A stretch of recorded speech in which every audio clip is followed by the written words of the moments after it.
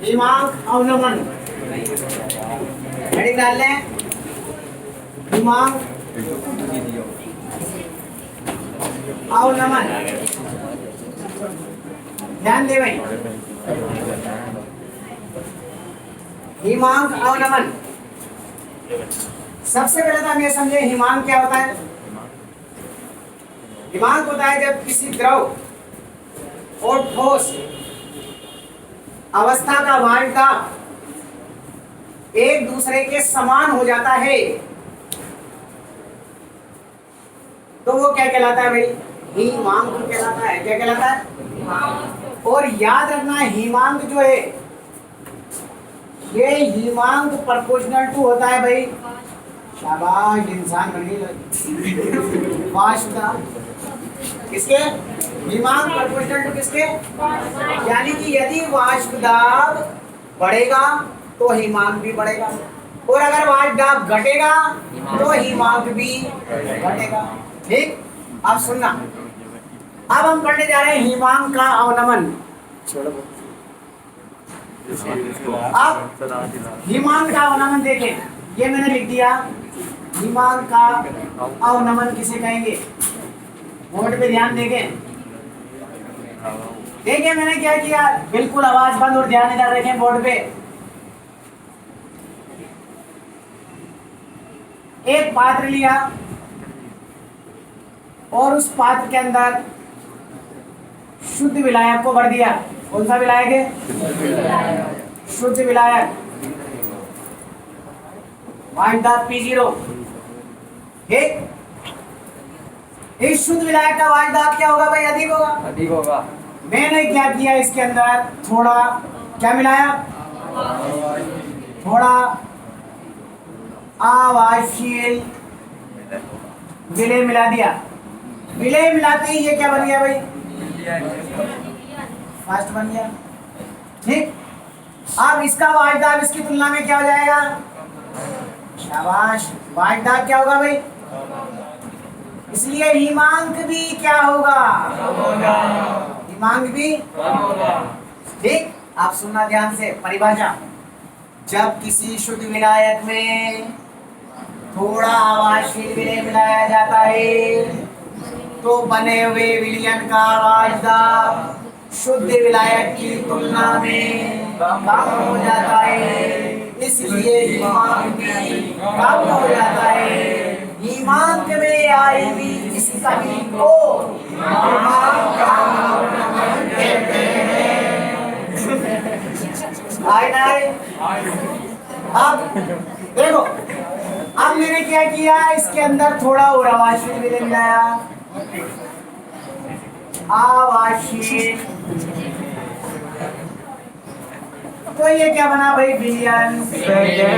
शाबाश, अब बनते जा रहा तुम इंसान से। तो इसका वायुदाब क्या होगा? और भी, इसलिए हिमांक भी और काम हो जाएगा। होगा ना? होगा। अब देखो, अब मैंने क्या किया, अब इसकी सहायता से मैं एक ग्राफ बना रहा हूं।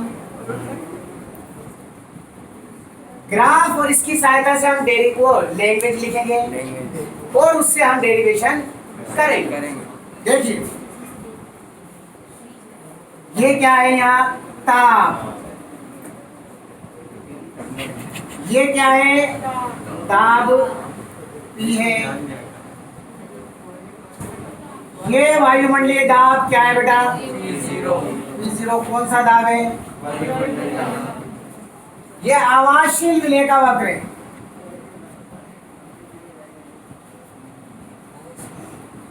अब जब इसका वायुदाब और ठोस का, ये ठोस का वायुदाब एक दूसरे के बराबर हो जाएगा तो ये क्या कहलाएगा? हिमांक कहलाएगा।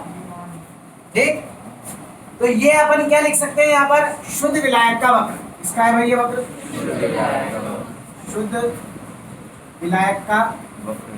और ये आवासशील ठोस का वक्र। किसका वक्र है भाई? ये आवासशील ठोस। ठीक है। और ये शुद्ध विलायक है, तो शुद्ध विलायक और इसका वायु दाब जाने की जब वायुमंडलीय दाब के बराबर हो जाएगा तो वो क्या कहलाता है? आप देखो ये P0, तो ये क्या हो जाएगा भाई? ये इसका क्या कहलाएगा? हिमांक PF कहलाएगा। कोई प्रॉब्लम? अब अपने को पता है इसमें थोड़ा वाष्प मिलाया तो वायु दाब क्या हुआ? तो ग्राफ नीचे से बनाऊं या ऊपर से बनाऊं? ये देखिए, ये विलियन फर्स्ट का वक्र। आप देखिए यहाँ वायु दाब क्या हो गया भाई? कम P0 से घटकर कितना हो गया? और ये भी घट के कितना हो गया? घटा के नहीं घटा? क्लियर हो गई बात? मैंने तो ये वाष्प दाब कहाँ से घटा? P0 से। और हिमांक कहाँ से कहाँ तक घटा?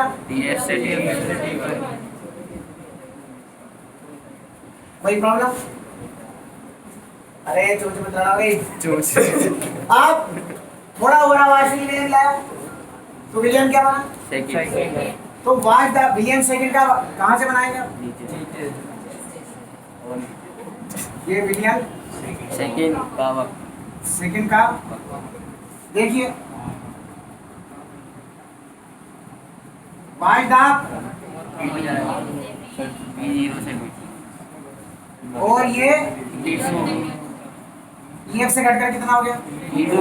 कोई प्रॉब्लम? हमें 3 त्रिभुज प्राप्त हुए। कितने त्रिभुज प्राप्त हुए? अरे चपारो 3 कहाँ से प्राप्त हुए? 2 ही तो हुए। 3 जबकि कल भी पढ़ाया मैंने। A B और C, D और ये A B D और A C 3 प्राप्त हो गए साथ में। आप देखो इसमें कोण A वेनिस्टे और B और C संगत कोण है, इसलिए दोनों त्रिभुज आपस में समरूप हो, इसलिए इनकी भुजाओं का अनुपात भी समान होगा। होगा कि नहीं होगा? पूरा फीस ज्यादा दी, फीस ज्यादा दी क्या तो एक पेज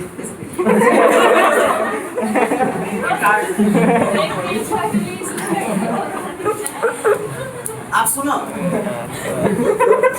आप देखना भाई त्रिभुज, ध्यान से देखना त्रिभुज कौन कौन सा भाई? A B D में त्रिभुज बोलो, A C E में दोनों त्रिभुज आपस में क्या है? इसलिए इनकी भुजाओं का अनुपात भी बोलो D D बटा C E बराबर बोलो AD बटा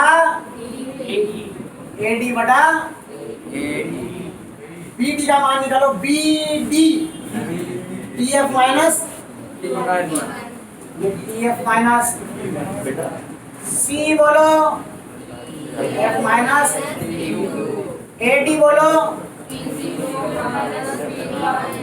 AE बोलो। किसी को कोई प्रॉब्लम? अब यानी कि TF माइनस T1 प्रथम विलयन का हिमांक अवनमन क्या लिखते हैं भाई? डेल्टा TF1, ये क्या हो जाएगा? डेल्टा बराबर ये क्या हो जाएगा? बटा क्या हो जाएगा? इसलिए डेल्टा TF प्रोपोर्शनल टू, इसी प्रकार डेल्टा TF2 प्रोपोर्शनल टू, इसलिए delta TF proportional to delta E2 हो गया। ठीक, लेकिन अपन ने पढ़ा राउल्ट के नियम से डेल्टा P प्रोपोर्शनल टू विलय की मोल के। अब डेल्टा P बराबर ये, तो डेल्टा इसलिए डेल्टा TF प्रोपोर्शनल टू किसकी हो जाएगा? आई ना आई। अब डेल्टा टीएफ बराबर क्या हो जाएगा? कोई प्रॉब्लम? डेल्टा टीएफ बराबर के इंटू एक्स बी, बोलो एन बी बटा एन ए प्लस। कोई प्रॉब्लम? अत्यधिक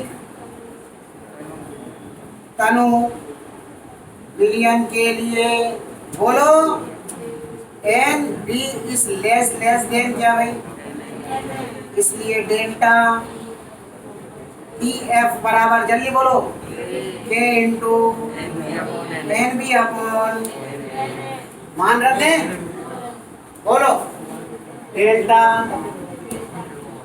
टी एफ बराबर के इंटू एन बी का मान क्या है भाई? डब्लू अपॉन विलेय की ग्रामों में मात्रा बटा विलेय का, एन ए का मान बताइए, विलायक की ग्रामों में मात्रा बटा विलायक का अनुपात बराबर K into W B into M A बटा क्या हो जाएगा भाई? W A into M B के बराबर के इंटू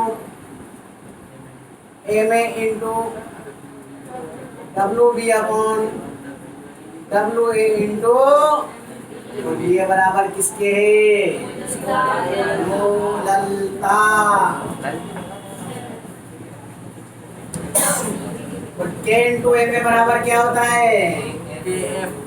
के एफ इंटू इति सिद्धम। डेल्टा एफ बराबर के एफ इंटू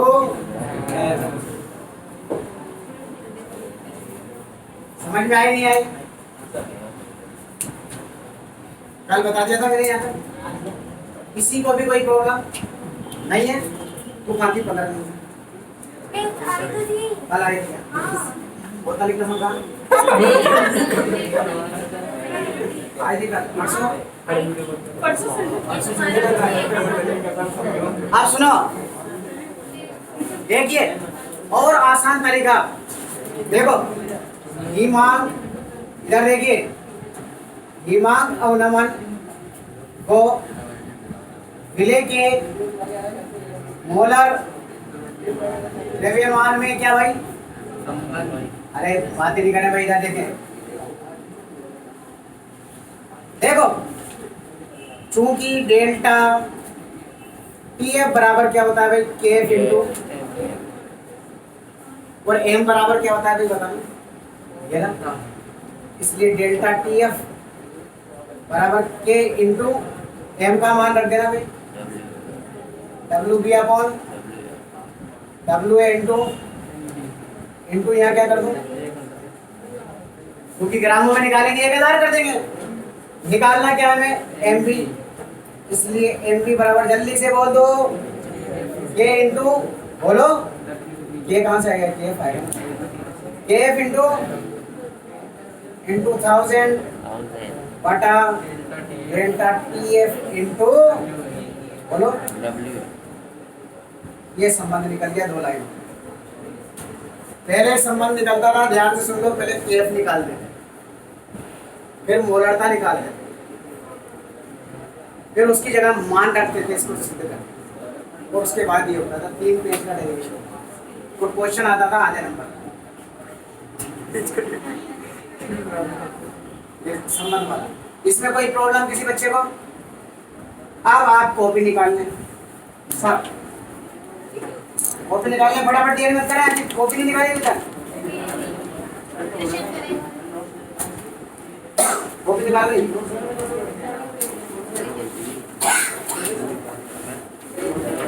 कॉपी निकाल लो सब बच्चे, कॉपी निकाल लो। नोट तो सबके पास ही पड़े हैं, दूसरे उठाना नहीं है। निकाल ली कॉपी, मुझे मान बताना, सबको मान निकालना है बस। बंद कर दो इसे बंद कर दो, इसे बंद कर दो बिल्कुल। केवल रफ कॉपी की बात करी है मैंने। इधर आ जा, बैग भी रख ले सर इसका रख दो ना। बेटा, दिखेगा नहीं फिर उधर से टेढ़ा दिखता है। दिख जाएगा। अरे नहीं दिखेगा।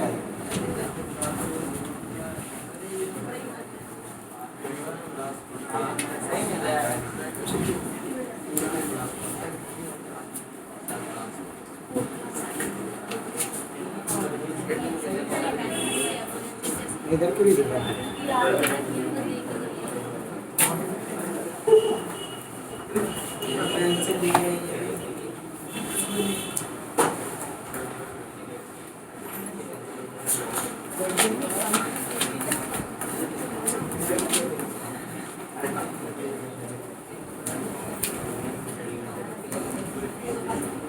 क्या नहीं है भाई,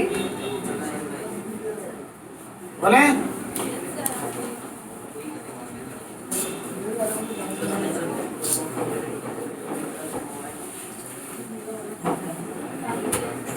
चलो चले, देखो क्वेश्चन लिखो।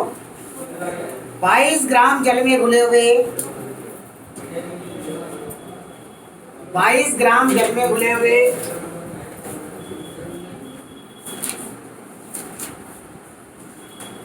0.1 ग्राम अम्ल के वियोजन का हिमांक 0.1 ग्राम अम्ल के वियोजन का हिमांक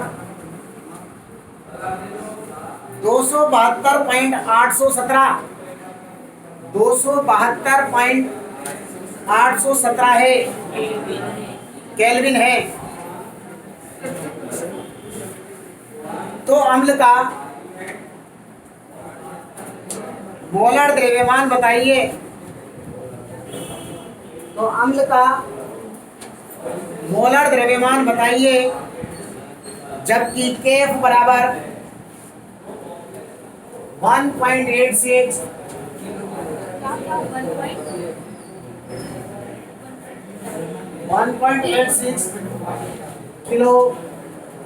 किलोग्राम प्रति मोल दिया गया है। बात नहीं करें।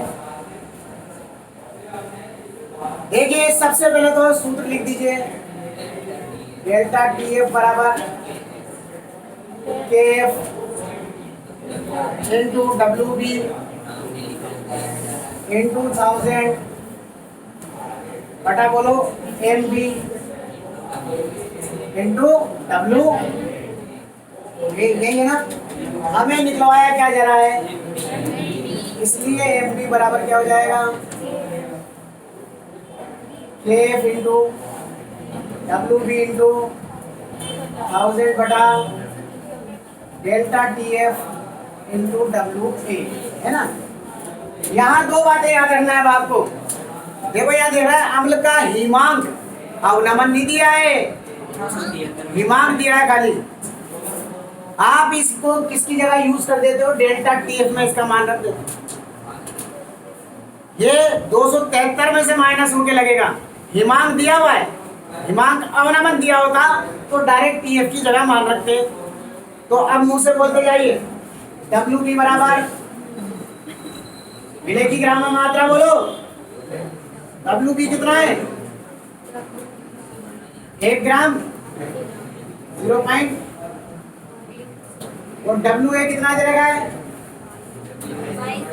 22 ग्राम। ये हो ही गया। अच्छा, डेल्टा टीएफ 273 माइनस 272.0.183। ये ध्यान रखना। अगर या तो अवनमन दिया हुआ पूरा तो डायरेक्ट टीएफ की जगह से हम मान रख दोगे। बोलो एमबी बराबर केएफ का कितना है भाई, ऊपर देखो 1.86, डब्ल्यूबी कितना है इंटू 1000 बटा डेल्टा टीएफ कितना दे रखा है 0.180 इंटू डब्ल्यू ए कितना दे रखा है 22, इससे कट जाएगा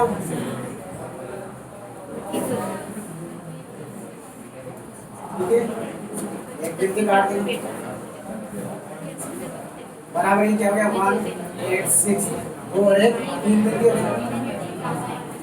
183 को 22 से 4026 आ जाएगा और इसका भाग दे दोगे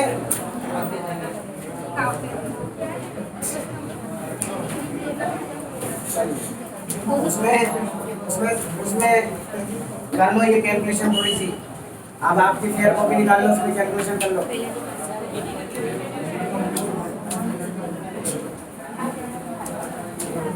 उसमें कैलकुलेशन कर लो जल्दी से।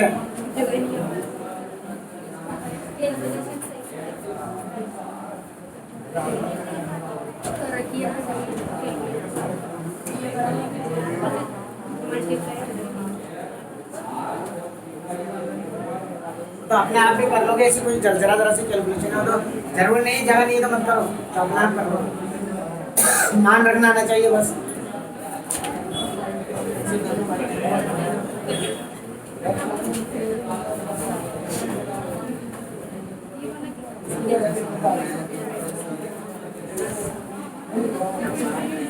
आयुष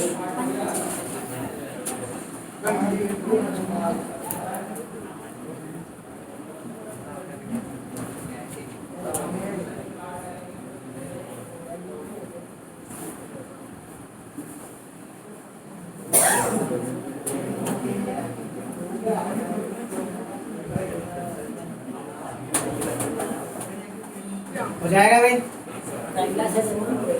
नेक्स्ट लिखो।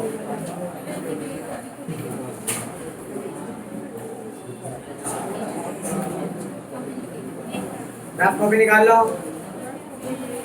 रफ कॉपी में कर लो आप। बोले उस ताप की गणना करो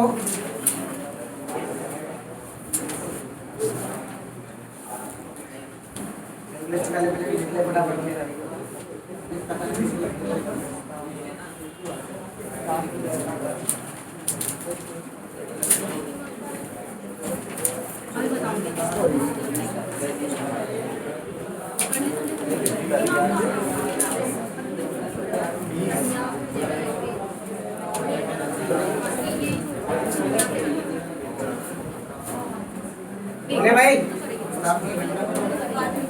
अपने आप मान रखना है।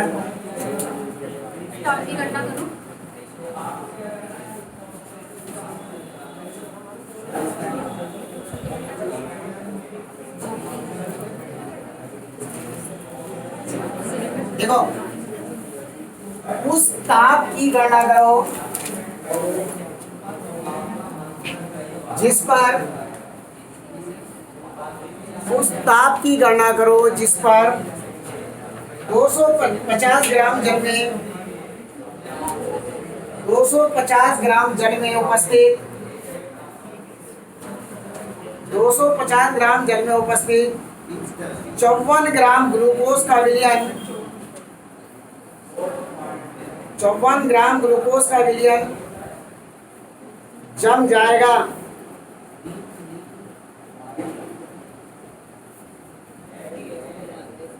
तथा के बराबर 1.86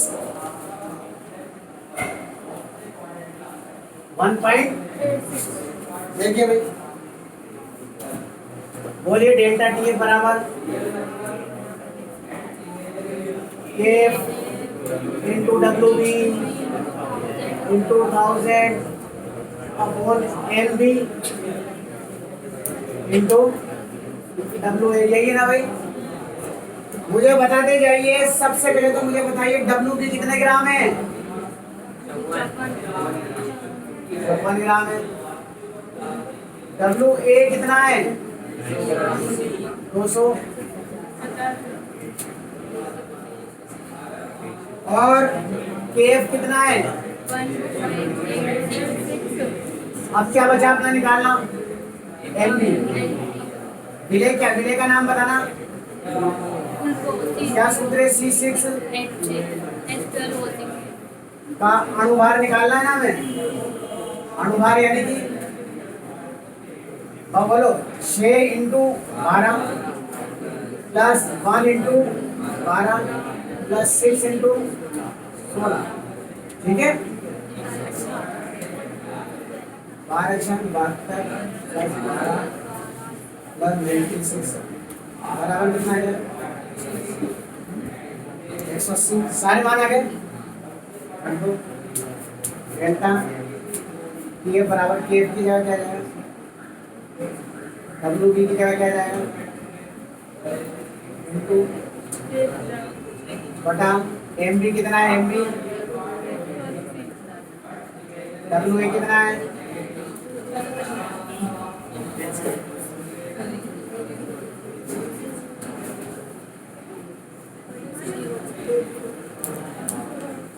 इसको हटा देते हैं। इनको क्या करते हैं? ये और ये 3 मिल गए, ठीक है ना।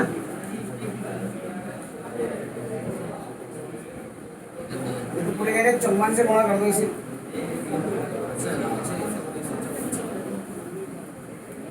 25 का पाड़ा बोल लो 0, 25 हटे 200, 0 25 में 15 45।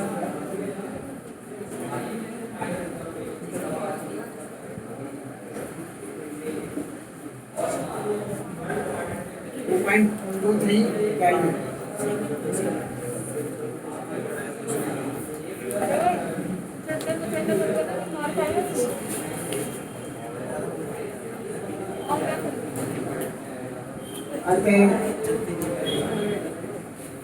विलियन का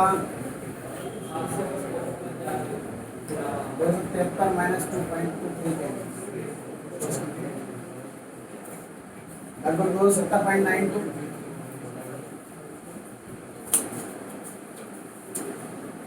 ये बोल जाते हैं आप जमने का पॉइंट तो 273 में इसको घटा दो।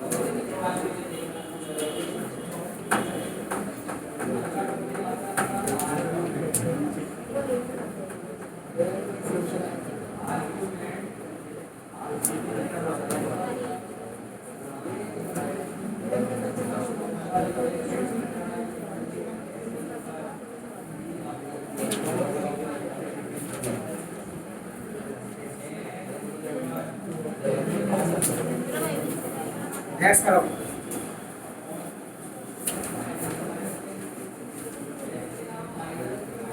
देखो 50 ग्राम बेंजीन में, हाँ बेंजीन C6H6, 50 ग्राम बेंजीन में एक विद्युत अपघट्य मिलेगी। 50 ग्राम बेंजीन में एक विद्युत अपघट्य मिलेगी 1 ग्राम मात्रा घोलने से। विद्युत अपघट्य मिलेगी 1 ग्राम मात्रा घोलने से बेंजीन का हिमांक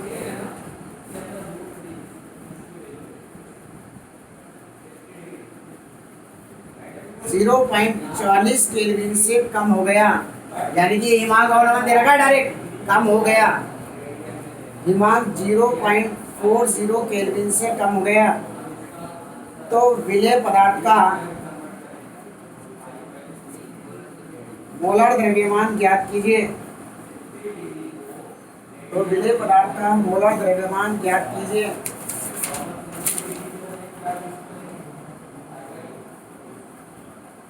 जबकि Kf बराबर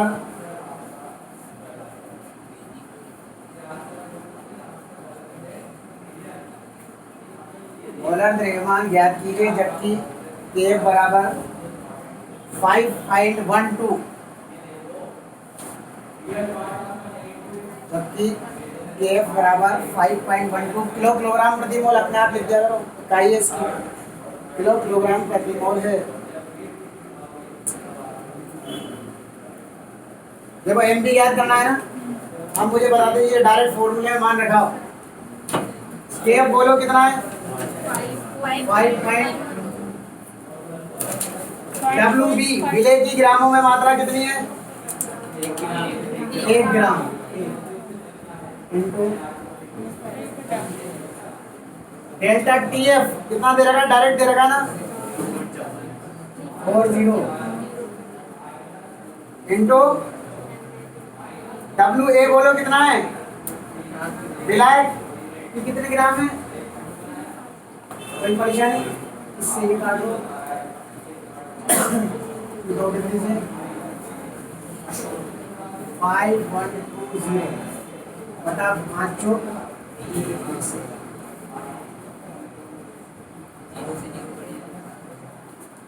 क्या 2 से काट दे दो 4 5 10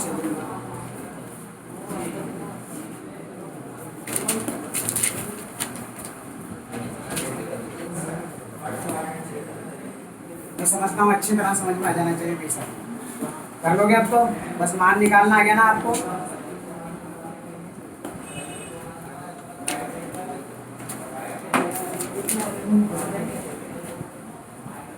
विसरण और परासरण पढ़ेंगे।